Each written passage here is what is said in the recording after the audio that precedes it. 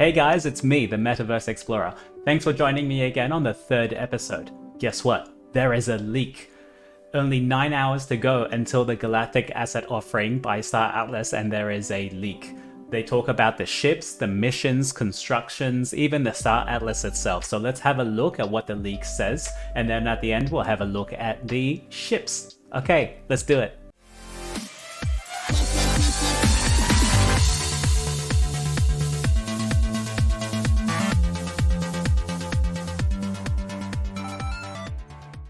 Alright guys, let me preface this by saying that this is a leak. We don't know if it's verified documents, but it looks damn good. I mean, it looks like the same theme and it looks like it's actually from Star Atlas, so I'm gonna go with it for now. So we can see here, this is the faction selection. So when the game first starts and in the mini game very soon, you'll get to choose your faction. You have the Oni, the Mud, and the Oyster. So the Oyster are more of the tanks, the Muds are the humans, which are looking at firepower, and the Oni, the aliens, are more of a stealth play. So if you want to be able to know who your enemies are before they even get to you, then you like to be an Oni. If you want to be able to kill everyone very easily, then you're a PvP player. You probably want to be in a Mud. And if you probably want trade or commerce or the tanky class, then you'd like the Oyster. At the bottom, let's have a look at some of their specializations. So the Oni are in stealth, the Oyster are in maneuvering and strength, and then the humans are firepower and travel distance. So that means something if you, depending on what play style. So you can have a think about what you want to play at the moment. Each of the pictures I'm going to show you have a little sequence next to them. So it's either available now, coming soon, or it's going to be phase 3.2, which means what's coming after each other. And that's good to have an idea of us at the moment as well. So when this comes out, you will be able to see who in the entire Star Atlas metaverse has the most amount of asset value. Now, this is not applicable right now because these are just fake names. As you can see, there's the same picture here and there. But you can see this guy under this name has nearly $3 million, and the next person has $2.8 million.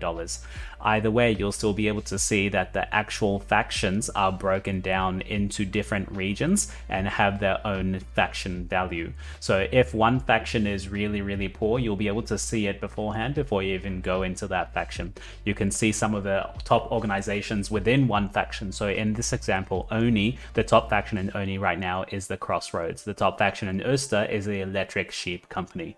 So there's a whole different infometrics that you can use to assess the entire universe and give you a more informed decision. Okay, we'll move on to the marketplace, which we know is also available at the moment. Now, last episode, I told you not to buy anything from the marketplace, and I'll also tell you again not to at the moment. Wait 9 hours and you'll be able to buy whatever you need. So this is the marketplace. We know it's already here. Let's go on to the change in the actual marketplace that we're going to see. That currently we see only a trade section where they buy and sell. Now we'll be able to look at the entire market with the order book on the left-hand side, which is a lot better to look at. We'll move on to the inventory. So inventory we already have now. You can have a look at the ships if you had a meta poster, or if you bought an item on the marketplace, you'll be able to see it in your inventory.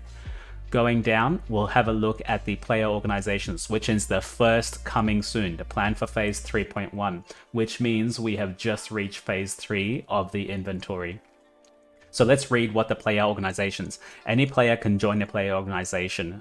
You can similar play styles, a similar manifesto, united causes, compete against other orgs on the player organization ranked leaderboards. So all the information ties into each other. We'll move on to the usernames, which is something most blockchains have at the moment.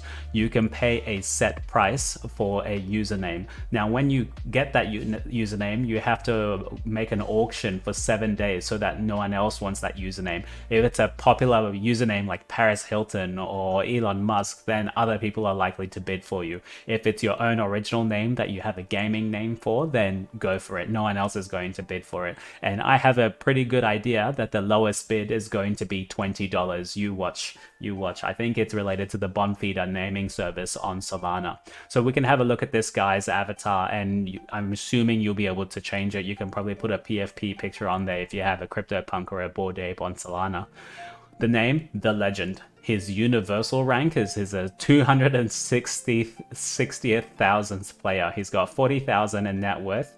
What organization is he from? What faction? What's the faction rank? And how old is this guy? Where is this country of origin? I don't know why the country of origin is actually needed at the moment. I don't know the relevance of that. They don't need to know that.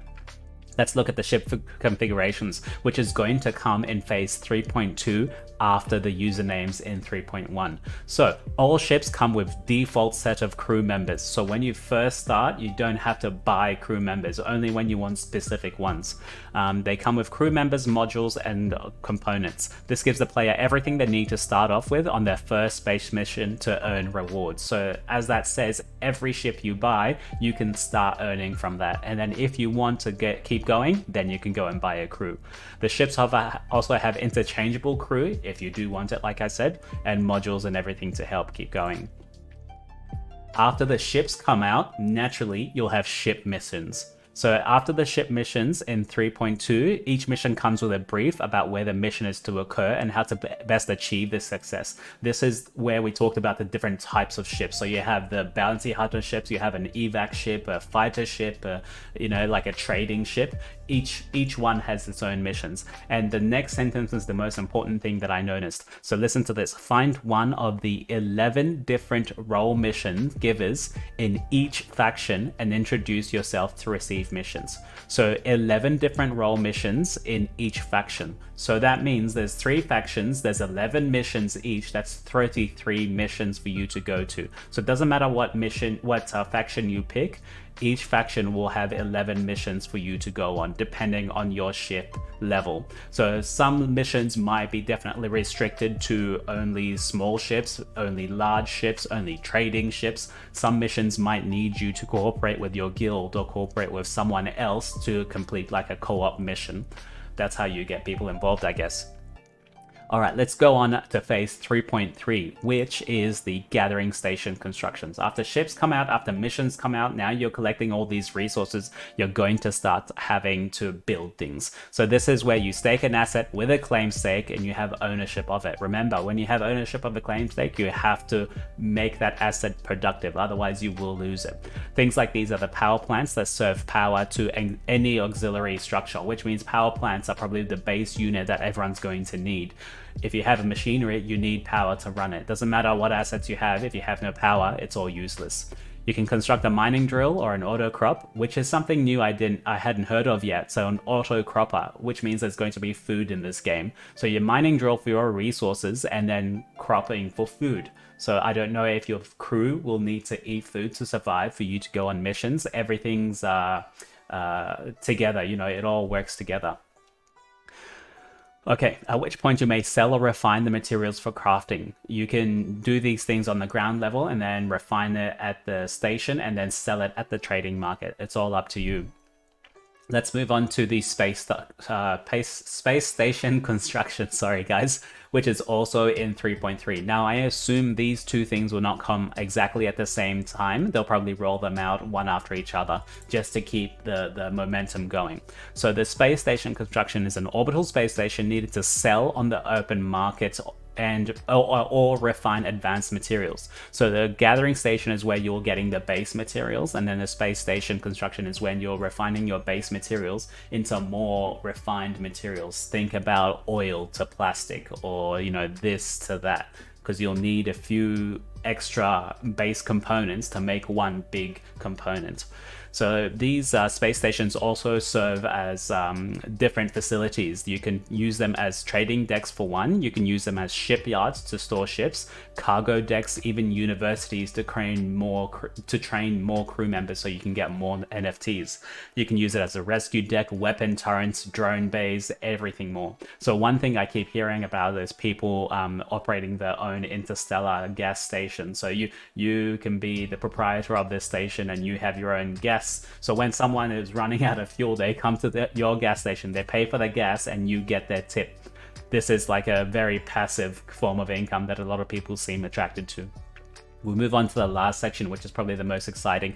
which is the 3D Star Atlas, also coming in phase 3.3. Now, I assume this is going to be the last thing they release for a long time, because after this is the when the game starts coming out in full. They may make future iterations on the mini game, but after this, it looks like, you know, the mini game should be finished. You know, it's only a mini game. They'll be focusing on the main game. So Star Atlas is a map of all known and explorable regions of space.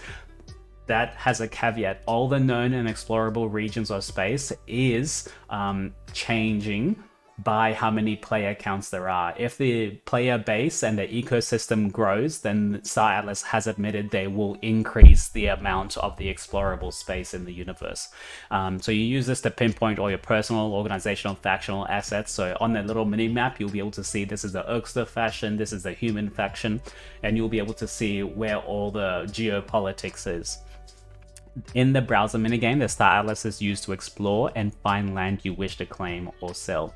It has the same coordinate system and contains all the same celestial bodies as the eventual full 3D game in Unreal Engine 5. So what does that mean? That means all the things you'll see in the minigame, in the Star Atlas minigame, are going to be in the full release game. Okay? This is huge. So all of this information has been leaked. I think Wagner did say that it has been leaked.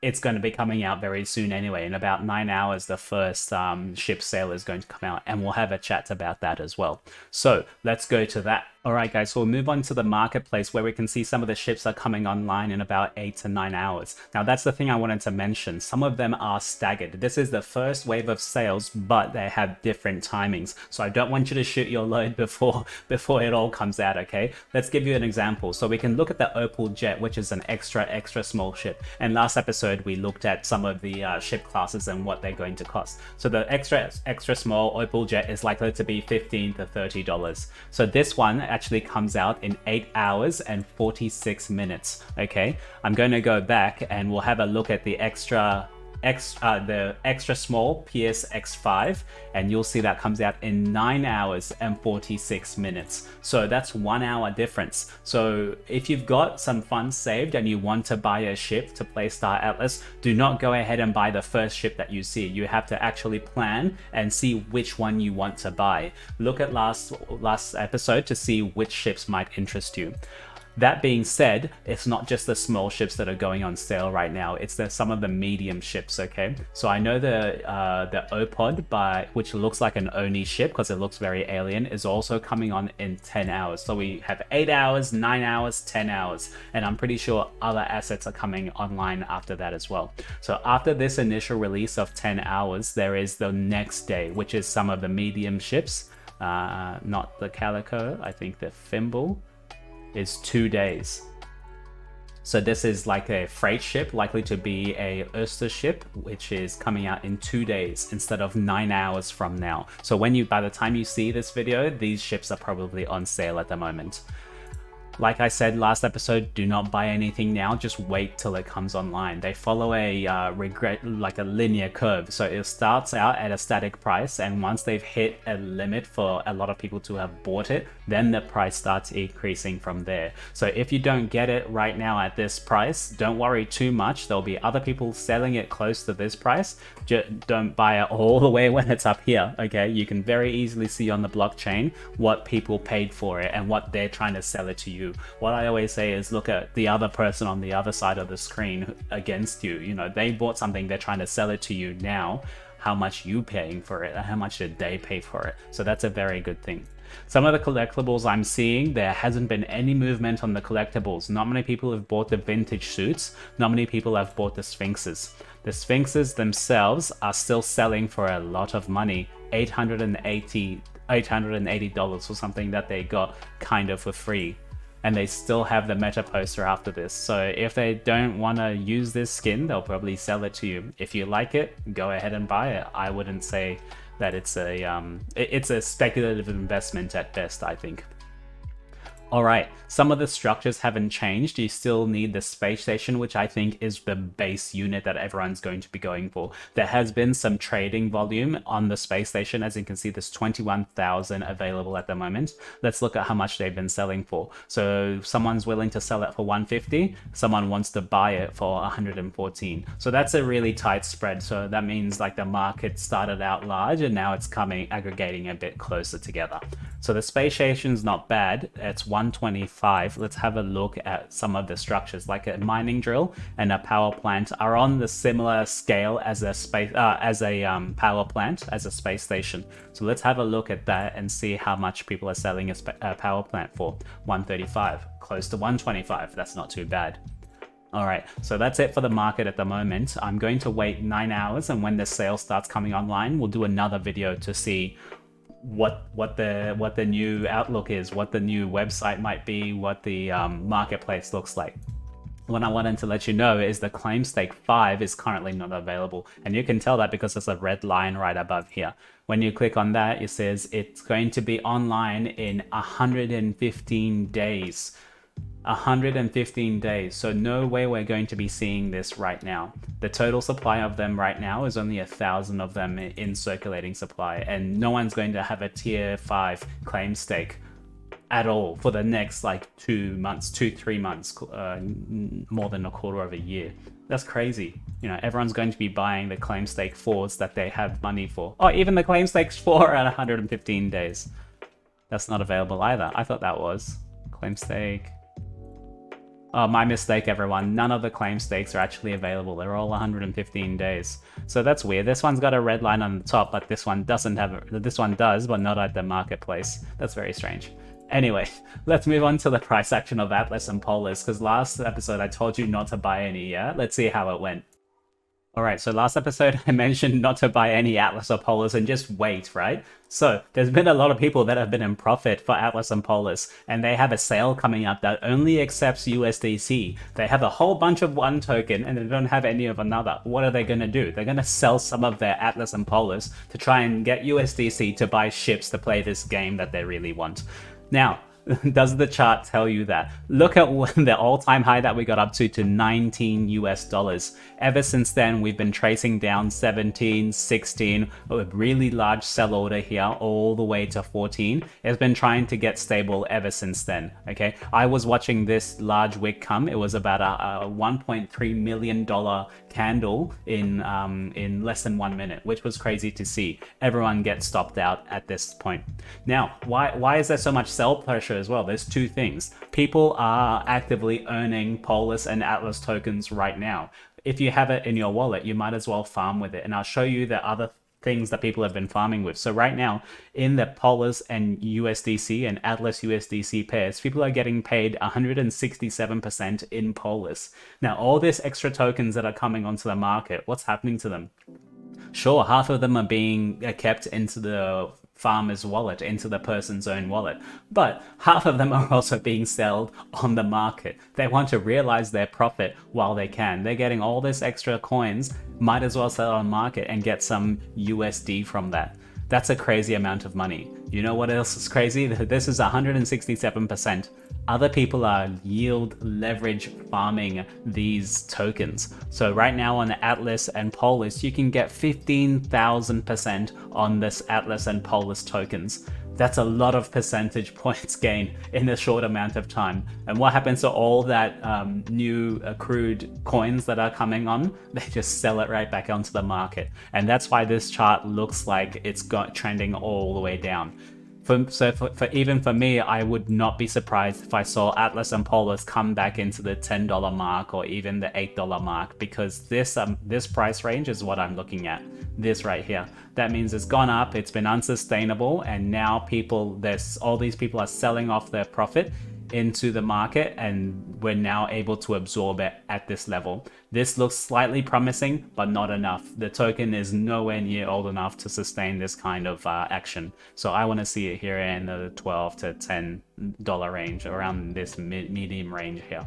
No way it's going to get back up to down here to 2 and 4, where the idea was. No way, because we're even in a bull market at the moment. Every token is up 20-50%. So Atlas and Polis is no different, regardless if it's trending on Twitter or not. Okay, so that's it for now. Actually, before I go, there's one more thing I forgot to mention. So Star Atlas also did drop their teaser trailer of their NFTs. Now what I wanted to show is the video of the teaser trailer, but what I want you to realize that all this is not CGI. This is rendered in the game. This is what you're going to be seeing if you're playing the game. This is the beauty of Unreal Engine 5, which is the new engine to make games. It's been making a lot of news, so I want to show you how beautiful this spaceship is and what you're going to be able to see. So let's have a look. I'm going to put the volume up and I'm going to enjoy it as well, so we can both enjoy it at the same time. Okay, let's see what it's like. I love the music. Let's see.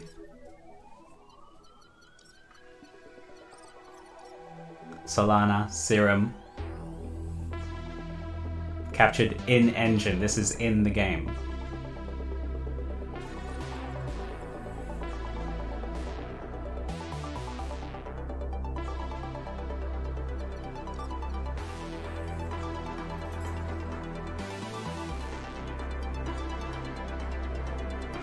Oh, so smooth, so smooth. It's so clean, look at it, it's so clean. You can even, it looks like real fabric. Even though it's a game, it looks like real fabric, doesn't it? The reflections, the lighting. I love a good drop.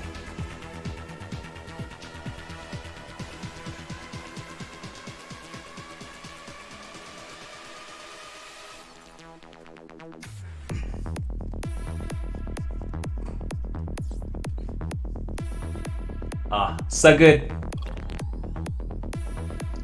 Look at that, it's beautiful. The clarity, the reflection, the lighting. And this is what it looks like. I would love to have this in a virtual reality headset where you can just be inside and be like, this is my ship. The beauty of the blockchain, you own this NFT. No one can take this away from you. Oh, it's just great. It's beautiful. Okay, that's enough. Alright, that's it for this episode, guys. Thanks again for watching. So next episode, in about 9 hours from now, we're going to be looking at the marketplaces and see how easy it is to buy and sell, and maybe a tutorial on how to buy this ship and how to sell this ship if you have one. What I also wanted to do is I'm going to be trying to get my name, itsme.sol, that's my Solana address name. You can look me up on the blockchain if you want, it's very public. I'm going to be trying to get that name in the Star Atlas Metaverse to see if people will recognize me around. So if you know anyone who's bought this name ahead of me, please let me know, because I really want this name. I really want it. Okay, I'll see you guys later. Bye.